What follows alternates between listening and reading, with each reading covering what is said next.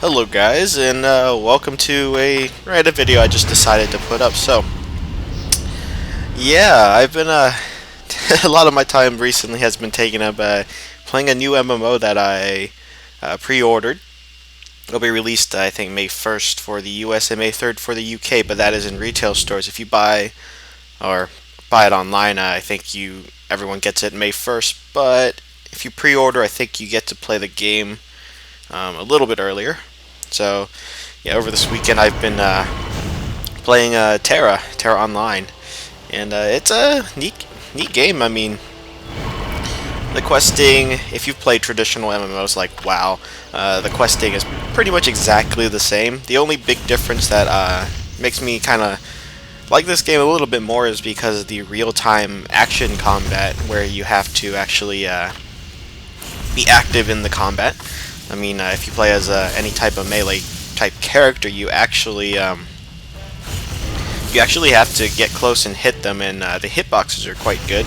If you're any type of ranged character, you actually do have to aim your mouse and actually, aim at the target. I mean, nothing's gonna. Well, I think some things auto target, but very few actually do. As you can see up there, I'm actually just showing you all the classes. Actually, not classes, races.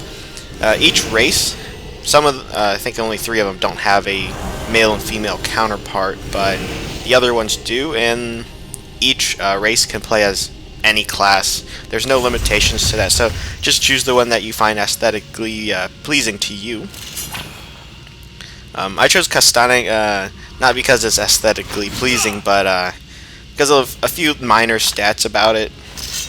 The Castane has a small racial bonus where if you're hitting something from behind, you'll get an extra 1% point or 1% to your critical hit chance. So with the warrior, which I'm going to be choosing, I can easily use a evade or dodge roll to get behind them and start smacking them. Especially if I play with a tank. Tanks, they grab all the aggro, so they'll be facing away from me, which means I can reposition myself. As you can see, there's character customization. It's decent. They have some presets if you're not really worried about it. And obviously they have a random button down at the bottom. Random button's pretty nice. It really just kind of... It is random, like I said. I mean, it alters everything. You can get some really weird looking characters. But basically, you just choose the one that you think looks good enough for the base thing. Then you go down through the other options like face, adornments, which are like some accessories. If they don't have accessories, it usually changes something on their face, like tattoos, facial hair. I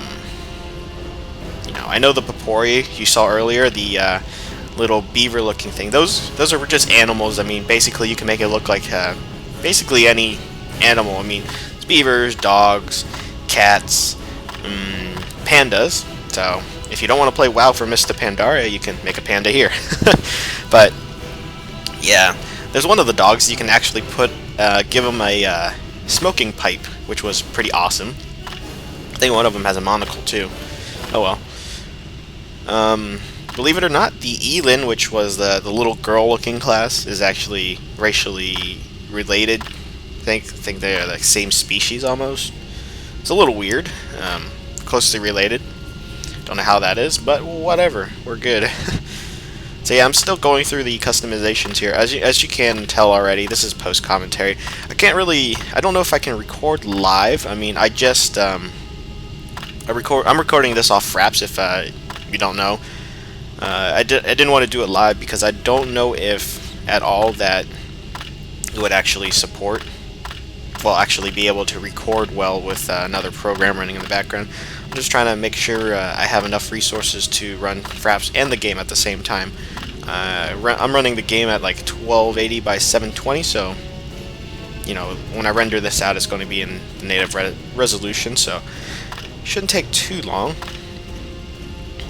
And yeah, this should be decent. I mean, if you guys want more of these videos, I'd be happy to actually make more, but it depends on what you guys want to do. Just kind of want to put this out there. Also, I'm really close to hitting 200 subscribers, which is pretty nice. It's a pretty cool thing. I don't know exactly what I'm going to do for 200 subscribers. I haven't really been planning something ahead of time because it just kind of snuck up on me, and with school I've been a little busy. So yeah, here we can change the voice of the character. Some of them are a little strange, especially on the extreme ends. So I usually choose kind of the middle of the voices, mainly because kind of keep it kind of standard, average. I mean, I'm not trying to make anything crazy. So there, I can put my name in. I don't know exactly how many characters you can have on each server, but there's actually PvE servers and then PvP servers, so you can attack each other, those ones. But yeah, so here's my Castanic warrior. You can see he wields dual blades. You saw right there, you can actually play with keyboard and mouse or with a controller. If you really want to play with a controller, I would suggest the mouse because and the keyboard, because you have more buttons at your disposal, and it's not as hard to find the right skill to use at that one time. So this is a fairly new edition. I've been playing since the beta really started, and this is like a prologue kind of tutorial area. It's a little funny because this is what happened before, the supposed story. We landed on the island of Dawn. So right here, this is the first expedition party. I can't really read that stuff. I'm just kind of going through it slowly, so if you guys wanted to pause the video and read through story, go ahead. If you've played WoW before, you basically skip the story. I mean, there's really no reason to. Now, games that actually have interesting stories, like maybe The Old Republic, the Star Wars game, and the new Guild Wars 2, whenever that comes out this year. I think it might be during the summer. Not exactly sure, but I'll be getting Guild Wars 2. It seems like a very nice game, and it's a one-time payment, so yeah, definitely a good choice. I think it's like 50, 60 bucks, kind of a standard AAA title. But I'm willing to pay for that for a good game anyways. So over here, this is just telling us to talk to these medics and give them supplies. Standard fare. But yeah, even though this is a real-time action combat game, you don't really, it's not fully, because you have to use your hotkeys too. But most of the time, you can't just sit there, have them locked on, standing next to each other, and just spam hotkeys over and over again. You actually got to move around the battlefield, which I find very, very fun. I mean, if it keeps me actively engaged, then I can get lost in the game, really.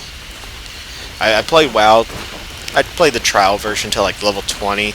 It was very uninteresting. I mean, I didn't get the whole point of, sure, WoW looks better, but I started playing RuneScape, and basically the combat's almost exactly the same. So,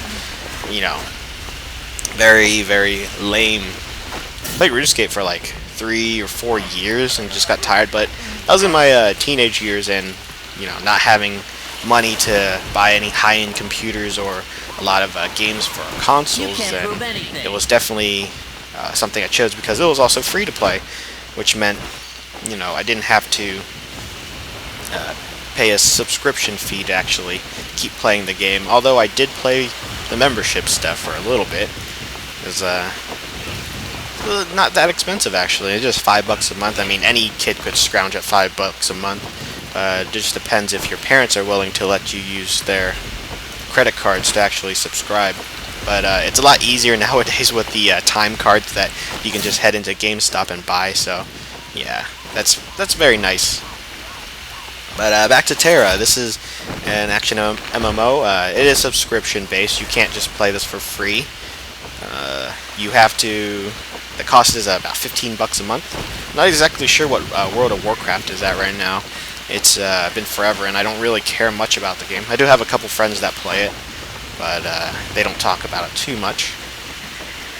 But yeah, I don't know how well this game is actually going to do in the market. I mean, it's fairly a good concept, but it's a subscription-based game, and I guess it's mainly to recoup their losses for now. But recently, a lot of MMOs have actually been going free to play and taking on the microtransaction thing, which, like, I know Lord of the Rings Online was subscription based for a while. I think it was like $10 a month, 10 or 15, but then they switched over free to play, and they actually, I think, quadrupled their earnings just going free to play, because there's a lot more people, and people are willing to pay for like little deals from like the store, the in-game store. So yeah, same company also, which is Turbine Entertainment or Turbine.com, whatever it is. That's the company. I just know it's Turbine because the in-game currency was like Turbine tokens, and they also run Dungeons and Dragons Online, so that's also another free-to-play game now. I played DDO a little bit. I didn't get very far, maybe like level 5 or 10, somewhere around there, but it's actually a decent game if you guys want to try that. Another free-to-play game you guys could try if you have a decent computer, then you could also try DC Universe Online, but it's a little bit annoying because they're not doing the free-to-play thing that well. I remember playing through, I think we have like level 20s, me and my friend, and we had a gold limit. It was like you can only carry like 1,500 gold or coins or whatever, and the rest of the money we just didn't get. I mean, there's no area to like store your cash in. I think there's a bank. I might have to make use of that, but really having a low cash limit's a little annoying. So here I'm showing off the auto attack. There's a the left mouse button. You can hold it, but in the middle of combat, I rarely hold it because I just find it more fun to just kind of spam it and just keep clicking it. I think I'll use some of my other skills down there. There's 4 currently marked on the hotkey. There's the first one, second one, third, fourth. I'm not exactly sure what those skills are called yet. I might mouse over them in just a little bit, but I'm just using them in order. You can see them marking off. See the third skill, you can actually use that twice. I only used it once. So if you kept holding it, it would attack twice. The fourth one is actually a stab that lowers the enemy's defense, but drains a little bit of your HP. So it's kind of a risk-reward scenario. So depending if you want to use it, it's good if you like start off the fight that way, especially against like boss monsters and creatures. And yeah, there we go. This is the end of this island area almost. Well, at least I'd say about the halfway point. So yeah, go to the Island of Dawn. So there's one of these splash screens for the loading. Pretty neat. I do like the visuals of the game. They go quite well. So right here, you can see I'm kind of panning around, kind of showing you the scenery. It's a very, very good looking game. I can give it that.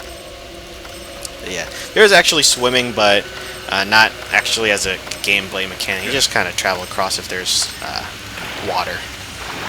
Yeah, swimming animations aren't done too badly, but you can't dive underwater. You have to stay on the surface. So yeah, this will end this video. I hope you guys enjoyed it. If you guys want a second video, just tell me in the comments. If you want me to play more of this game and show it off, then sure, I'll do that. So thank you guys for watching, and I will see you all later.